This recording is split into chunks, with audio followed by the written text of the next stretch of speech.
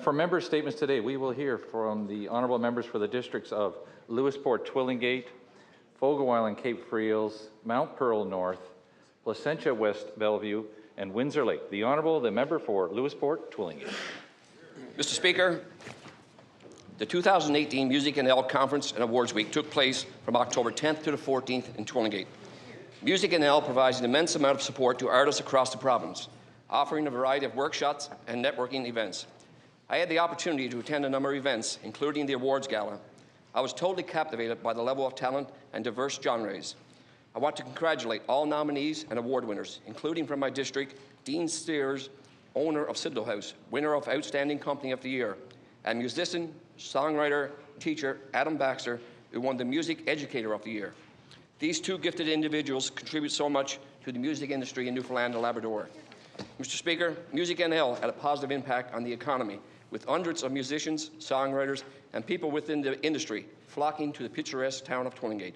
I ask all members to join me in congratulating Music NL Executive Director Glenda Talk, board members, and all the volunteers who made this year's Music NL Week a huge success. Thank you, Mr. Speaker. The honourable member for the district of Fogo Island, Cape Freels. Thank you, Mr. Speaker. It's great to be back after our summer break, and once again, it's an honour to rise and bring awareness of the things that are happening in my district of Fogo Island, Cape Freels. August 25th, 1918 was a memorable day in my hometown of Greenspan, but it was not to be outdone by August 25th, 2018. That day, Mrs. Gladys Dowden celebrated her 100th birthday. Well over 100 people gathered at the parish hall to celebrate her birthday. It was fun being part of a group who sang, "We hope you live to be 110. As a little bit of fun, her nephew interviewed her. Everyone listened and were amazed by the sharpness of her voice and her memory. She told stories dating back to kindergarten, or should I say primer years. At one point, she even sang for everyone. Mrs. Dowden lives alone in her home on Country Road, and to this day is all dolled off every time she comes down over the stairs. I ask all members to join with me and extend a belated birthday wishes to Mrs. Gladys Dowden of Greenspan. Thank you, Mr. Speaker.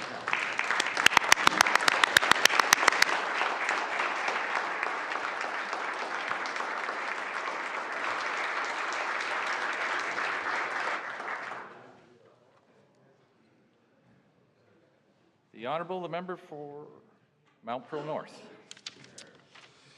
Good day, Mr. Speaker. I rise today to congratulate the Mount Pearl Special Olympics for their important role in our community through the support they give to our athletes. The Mount Pearl Special Olympics is a regional division of Newfoundland Labrador Special Olympics. Currently, there are over 150 athletes from Mount Pearl and surrounding communities involved in the organization.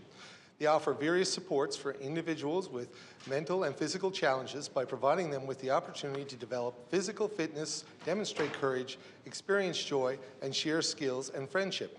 Registration is open to all persons with mental and physical challenges, and current programs being offered are swimming, bowling, floor hockey, athletics, soccer, and bocce ball. Our athletes have competed in international games, the national games, and the Newfoundland and Labrador games, winning medals at all levels of competition.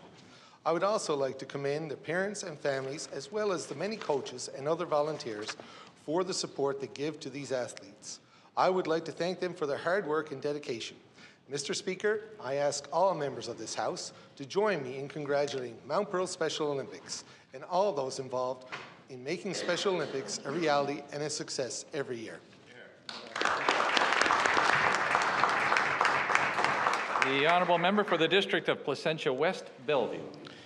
Mr. Speaker, I rise today to recognise an athlete who first skated on the ice in Marystown, and I can assure members he is making his hometown proud of his accomplishments.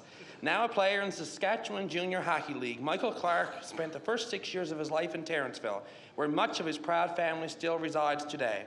After a successful stint with the Calgary Canucks, Michael was recently traded to the Humboldt Broncos. Given the devastating accident this past April, claiming the lives of 16 people and injuring 13, the emotional burden on new players has been heavy. When asked of his trade to Humboldt, Michael is quoted as saying, and I quote, "There's not really a better spot that I'd want to finish my junior career, with what happened being able to come here and help the community," end quote. Fine words, Mr. Speaker, from a young man with a positive outlook, eager to play the sport that he loves and help guide his teammates. And add to his success, he scored the first goal of the season opening and the first Broncos goal since that dreadful April day. Mr. Speaker, I ask all honourable members to join me in recognising Michael's athletic and personal successes and salute all members of the Humboldt Bronco community for their perseverance in the face of adversity. Thank you, Mr. Speaker. Good job.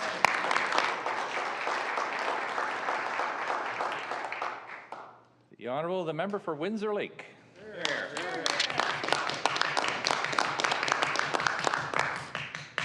Thank you, Mr. Speaker. In the British House of Commons during the war, the Prime Minister, Winston Churchill, said, "At the bottom of all the tributes paid to democracy is the little man walking into the little booth with a little pencil, making a little cross on a little bit of paper." I thank all those voters of Windsor Lake who had the confidence in me to mark their little cross beside my little name. I thank my political opponents for holding me to the high standard necessary to win this confidence. I thank the numerous supporters whose dedication carried the district of Windsor Lake. I also thank my parents, the Honorable John and Jane Crosby, for their inspiration and example of dedication to public service. My wife, the Honorable Lois Hoig, for her love, support, and sacrifice. And my daughters, Charlotte, Catherine, and Rachel, for tolerating their father's strange new career choice. The responsibility of MHA and Leader of the Opposition is a grave one, and I will not disappoint.